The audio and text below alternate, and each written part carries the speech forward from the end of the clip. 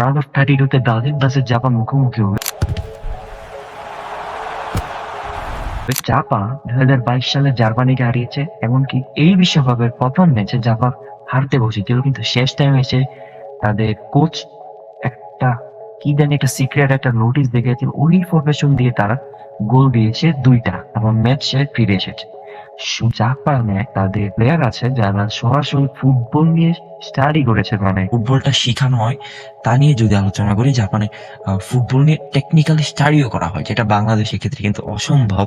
এদেশে শুধু ঢাকা বিশ্ববিদ্যালয় বুয়েটে আমাদের প্রতিমন্ত্রী যে বলেছেন যে এটাকে একটা কোচিং সেন্টার, বায়োমেকানিক্স স্টাডি যেটা হচ্ছে যে সেখানে হচ্ছে প্লেয়ারদের প্রতিটি মুভমেন্ট করে ডেটা অ্যানালাইটিক্স পড়ানো হয়, যেখানে হচ্ছে প্রতিটি ম্যাচের পর জিপিএস ট্র্যাকার দিয়ে প্লেয়ার কত কিলোমিটার দৌড়েছে, কতটুকু স্প্রিন্ট করেছে, হার্ট রেট কত ছিল, এগুলো সংগ্রহ করা হয়। সুকুবা ইউনিভার্সিটি রয়েছে যেটা খুবই পপুলার, সেখানে হচ্ছে মিতোমা কাওরো ড্রিবলিং নিয়ে পড়াশোনা করেছে। তিনি শুধু তাই নয়, তিনি একটা থিসিস লিখেছেন, তার গবেষণার বিষয় ছিল যে ড্রিবলিং করার সময় কেউ কোথায় থাকা উচিত। মানে আপনি ভাবতে পারেন যে খেলাটাকে কতটুকু এগিয়ে নিয়েছে। অনেক প্লেয়ার আছে যারা মানে ফুটবলটাকে হচ্ছে স্টাডি করানো হয়। এইবারের বিশ্বকাপে জাপানের খেলাটাকে যদি আপনি দেখেন, অ্যানিমের সাথে মিলে যায়। ক্যাপ্টেন সুবাসা ব্লু লক রয়েছে, যেটা কিন্তু খুবই জনপ্রিয়।